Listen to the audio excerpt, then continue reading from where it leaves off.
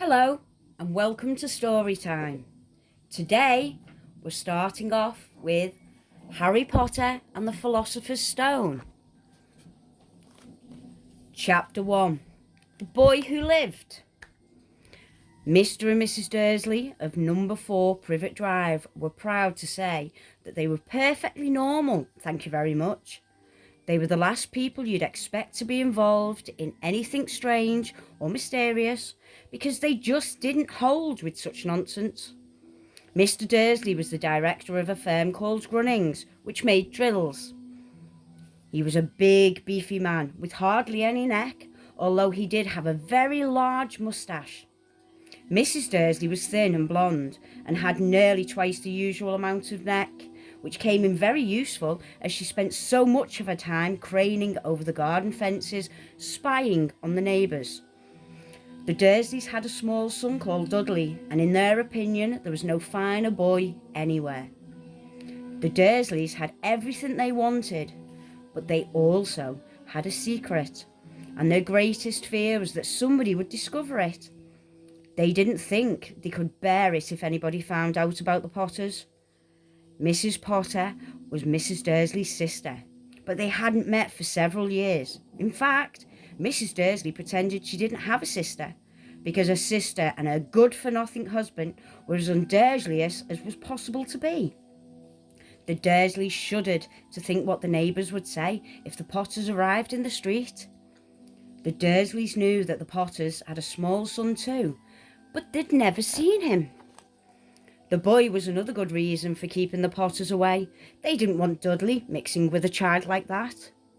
When Mr. and Mrs. Dursley woke up on the dull grey Tuesday, our story starts, there was nothing about the cloudy sky outside to suggest that strange and mysterious things would soon be happening all over the country.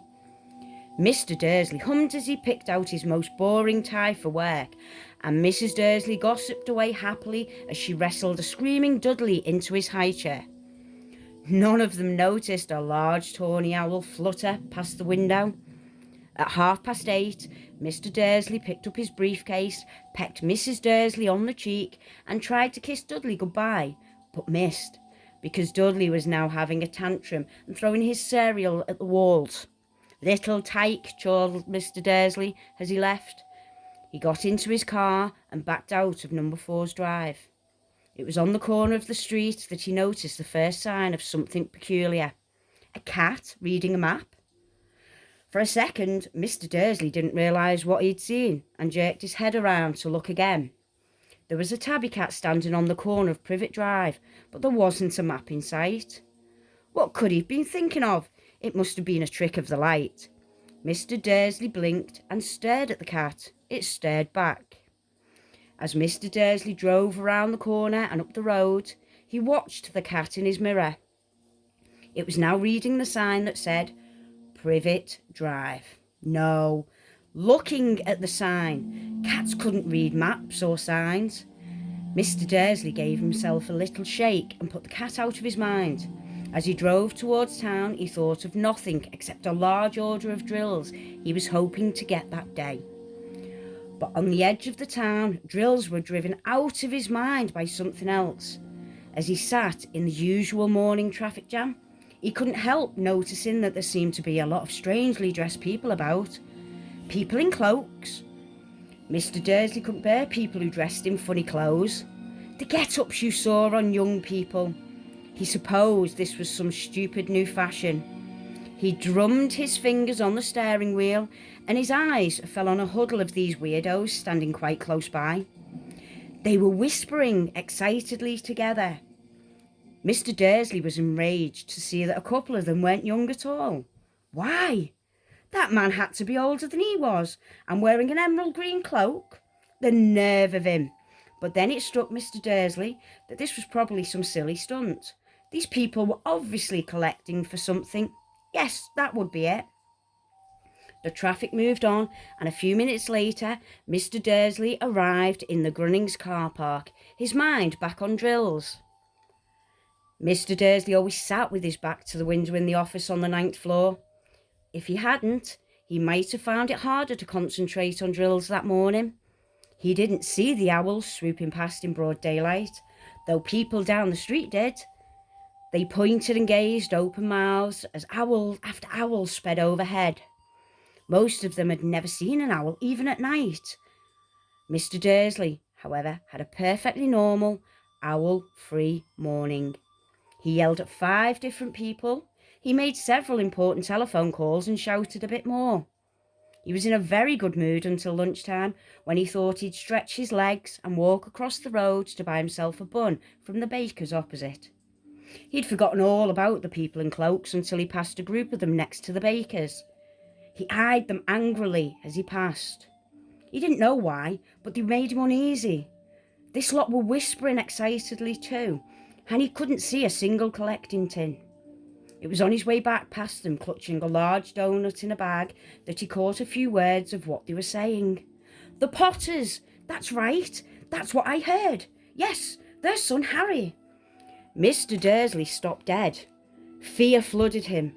He looked back at the whispering as if he wanted to say something to them, but he thought better of it. He dashed back across the road, hurried up to his office, snapped at his secretary not to disturb him, seized his phone, and had almost finished dialing his home number when he changed his mind. He put the receiver back down and stroked his moustache, thinking, no. He was being stupid. Potter wasn't such an unusual name. He was sure there were lots of people called Potter who had a son called Harry. Come to think of it, he wasn't even sure his nephew was called Harry. He'd never even seen the boy. It might have been Harvey or Harold. There was no point in worrying Mrs. Dursley. She always got so upset at any mention of her sister. He didn't blame her. If he'd had a sister like that, but all the same, those people in cloaks. He found it a lot harder to concentrate on drills that afternoon, and when he left the building at 5 o'clock, he was still so worried that he walked straight into someone just outside the door. "Sorry," he grunted at the tiny old man, stumbled and almost fell. It was a few seconds before Mr. Dursley realised that the man was wearing a violet cloak. He didn't seem at all upset at almost not being knocked to the ground. On the contrary, his face split into a wide smile, and he said in a squeaky voice that made passers-by stare, "Don't be sorry, my dear sir, for nothing could upset me today. Rejoice, for you know who has gone at last. Even muggles like yourself should be celebrating this happy, happy day." And the old man hugged Mr. Dursley around the middle and walked off. Mr. Dursley stood rooted to the spot. He'd been hugged by a complete stranger. He also thought he'd been called a muggle, whatever that was. He was rattled. He hurried to his car and set off home, hoping he was imagining things, which he'd never hoped before, because he didn't approve of imagination. As he pulled into the driveway of number 4, the first thing he saw, and it didn't improve his mood, was the tabby cat he'd spotted that morning. It was now sitting on his garden wall. He was sure it was the same one. It had the same markings around its eyes. "Shoo!" said Mr. Dursley loudly. The cat didn't move. It just gave him a stern look. Was this normal cat behaviour, Mr. Dursley wondered, trying to pull himself together. He let himself into the house. He was still determined not to mention anything to his wife. Mrs. Dursley had had a nice, normal day. She told him over dinner about Mrs. Next Door's problems with her daughter and how Dudley had learnt a new word, shan't. Mr. Dursley tried to act normally, and when Dudley had been put to bed, he went into the living room in time to catch the last report on the evening news. And finally, bird watchers everywhere have reported that the nation's owls have been behaving very unusual today. Although owls normally hunt at night and are hardly ever seen in daylight, there have been hundreds of sightings of these birds flying in every direction since sunrise. Experts are unable to explain why the owls have suddenly changed their sleeping pattern. The newsreader allowed himself a grin. Most mysteriously, and now over to Jim McGruffin with the weather. Going to be any more showers of owls tonight, Jim? "Well, Ted," said the weatherman, "I don't know about that, but it's not only the owls that have been acting oddly today. Viewers as far apart as Kent, Yorkshire and Dundee have been phoning in to tell me that instead of the rain I promised yesterday, They've had a downpour of shooting stars. Perhaps people have been celebrating bonfire night early. It's not until next week, folks, but I can promise a wet night tonight. Mr. Dursley sat frozen in his armchair. Shooting stars all over Britain, owls flying by daylight, mysterious people in cloaks all over the place, and a whisper about the Potters. Mrs. Dursley came into the living room carrying 2 cups of tea. It was no good. He'd have to tell something to her. He cleared his throat nervously. Petunia, dear, you haven't heard anything from your sister lately, have you? As he expected, Mrs. Dursley looked shocked and angry. After all, they normally pretended she didn't have a sister. No, she said sharply. Why? Funny stuff on the news, Mr. Dursley mumbled. Owls, shooting stars. There were a lot of people, funny-looking people in town today. So, snapped Mrs. Dursley. Well, I just thought maybe it was something to do with, her lot. Mrs. Dursley slipped her tea through pursed lips. Mr. Dursley wondered whether he dared tell her he'd heard the name Potter. He decided he didn't dare. Instead, he said as casual as he could, their son, he'd be about Dudley's age now, wouldn't he? I suppose so, said Mrs. Dursley stiffly. What's his name again? Howard, isn't it? Harry. Nasty common name if you ask me. Oh, yes, said Mr. Dursley, his heart sinking horribly. Yes, I quite agree. He didn't say another word on the subject as they went upstairs to bed. While Mrs. Dursley was in the bathroom, Mr. Dursley crept to the bedroom window and peered down into the front garden. The cat was still there. It was staring down Privet Drive as though it was waiting for something. Was he imagining things? Could all this have to do with the Potters? If it did, if it got out that they were related to a pair of, well, he didn't think he could bear it. The Dursleys got into bed. Mrs. Dursley fell asleep quickly, but Mr. Dursley lay awake, turning it all over in his mind. His last comforting thought before he fell asleep was that even if the Potters were involved, there was no reason for them to come near him and Mrs. Dudley. The Potters knew very well what he and Petunia thought about them and their kind.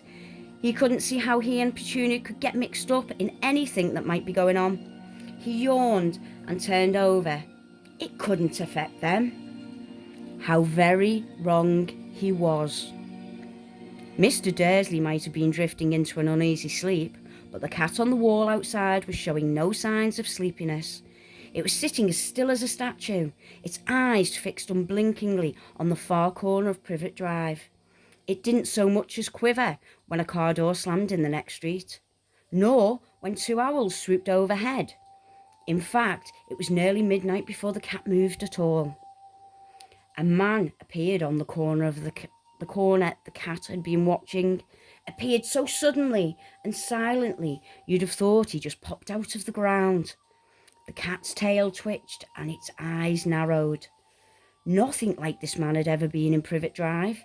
He was tall, thin, and very old, judging by the silver of his hair and beard, which were both long enough to tuck into his belt.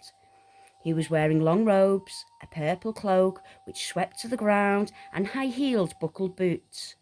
His blue eyes were light, bright, and sparkling behind his half-moon spectacles, and his nose was very long and crooked, as though it had been broken at least twice. The man's name was Albus Dumbledore. Albus Dumbledore didn't seem to realise that he'd just arrived in a street where everything from his name to his boots was unwelcome. He was busy rummaging in his cloak, looking for something. But he didn't seem to realise he was being watched, because he looked up suddenly at the cat, which was still staring at him from the other end of the street. For some reason, the sight of the cat seemed to amuse him. He chuckled and muttered, I should have known. He had found what he was looking for in the inside pocket. It seemed to be a silver cigarette lighter. He flicked it open and held it up in the air and clicked it. The nearest street lamp went out with a little pop. He clicked it again. The next lamp flickered into the darkness. 12 times he clicked the putter outer, until the only lights left in the whole street were two tiny pinpricks in the distance, which were the eyes of the cat watching him. If anybody looked out of the window now, even beady-eyed Mrs. Dursley, they wouldn't be able to see anything that was happening down on the pavement. Dumbledore slipped the putter-outer back inside his cloak and set off down the street towards number 4, where he sat down on the wall next to the cat. He didn't look at it, but after a moment he spoke to it. "Fancy seeing you here, Professor McGonagall." He turned to smile at the tabby, but it had gone. Instead, he was smiling at a rather severe-looking woman who was wearing square glasses, exactly the shape of the markings the cat had had round its eyes.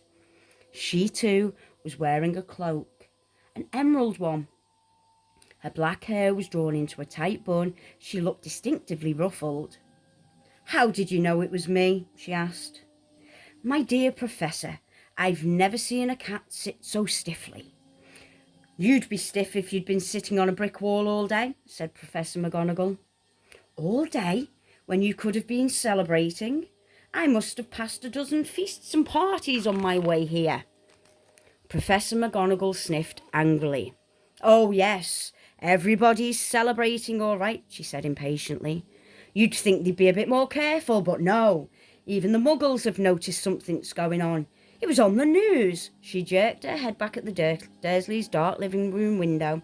"I heard it. Flocks of owls shooting stars. Well, they're not completely stupid. They were bound to notice something. Shooting stars down in Kent. I'll bet it was that Daedalus Diggle. He never had much sense." "You can't blame them," said Dumbledore gently. "We've had precious little to celebrate for 11 years. "I know that," said Professor McGonagall irritably, "but that's no reason to lose our heads. People are being downright careless, out on the streets in broad daylight, not even dressed in Muggle clothes, swapping rumours." She threw a sharp sideways glance at Dumbledore here, as though hoping he was going to tell her something, but he didn't. So she went on. "A fine thing it would be if on the very day you-know-who seems to have disappeared at last, the Muggles found out about us all. I suppose he really has gone, Dumbledore?" "It certainly seems so," said Dumbledore. "We have much to be thankful for. Would you care for a sherbet lemon?" "A what?" "A sherbet lemon. They're a kind of Muggle sweet I'm rather fond of."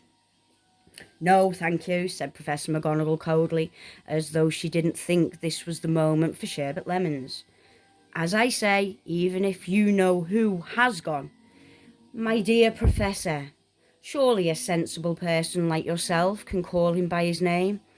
All this you-know-who nonsense for 11 years.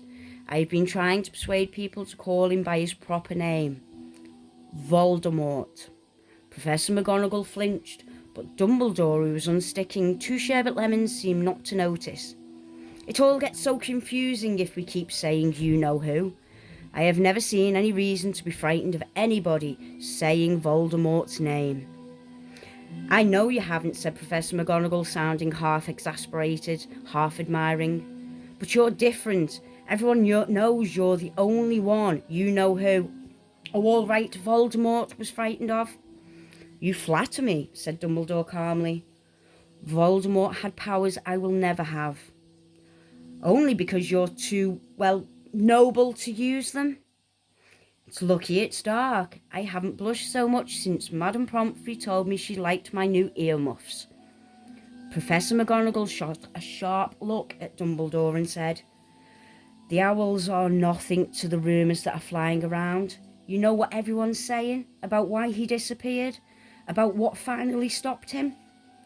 It seemed that Professor McGonagall had reached the point she was most anxious to discuss, the real reason she'd been waiting on a cold, hard wall all day, for neither as a cat nor as a woman had she fixed Dumbledore with such a piercing stare as she did now.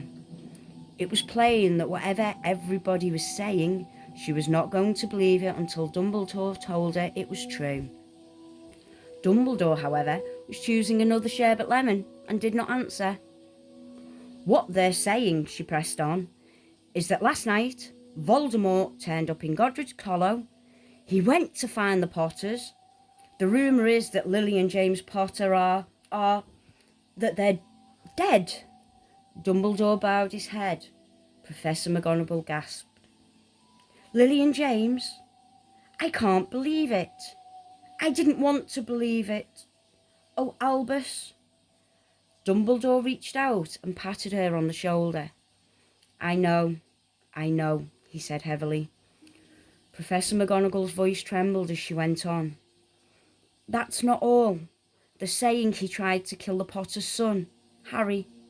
But he couldn't. He couldn't kill that little boy. No one knows why or how. But they're saying that when he couldn't kill Harry Potter, Voldemort's powers somehow broke, and that's why he's gone. Dumbledore nodded glumly. It's true, faltered Professor McGonagall. After all he's done, all the people he's killed, he couldn't kill a little boy. It's just astounding, all of the things to stop him. But how in the name of heaven did Harry survive? We can only guess, said Dumbledore. We may never know. Professor McGonagall pulled out a lace handkerchief and dabbed at her eyes, beneath her spectacles. Dumbledore gave a great sniff as he took a golden watch from his pocket and examined it. It was very odd. It had 12 hands but no numbers. Instead, little planets were moving around the edge.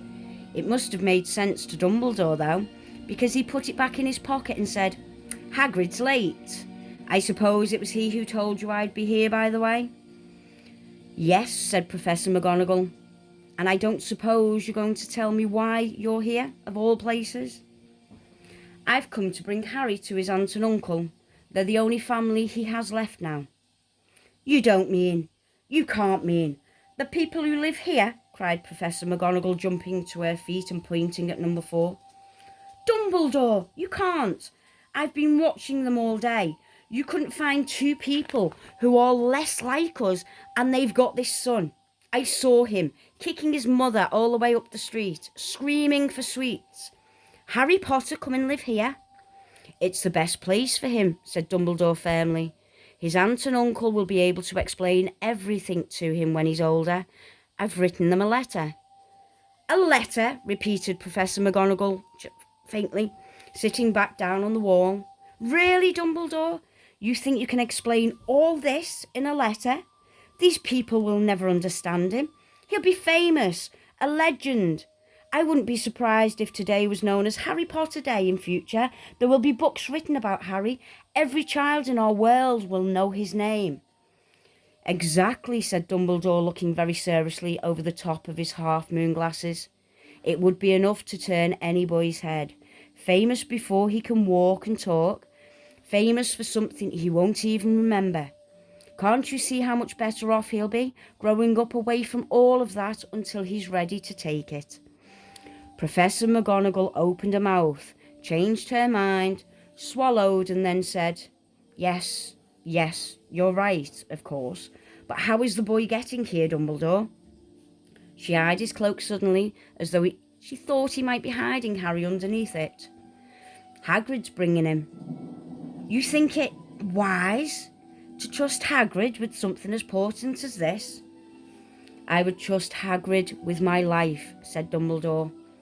I'm not saying his heart isn't in the right place, said Professor McGonagall grudgingly. But you can't pretend he's not careless. He does tend to... What was that? A low rumbling sound had broken the silence around them.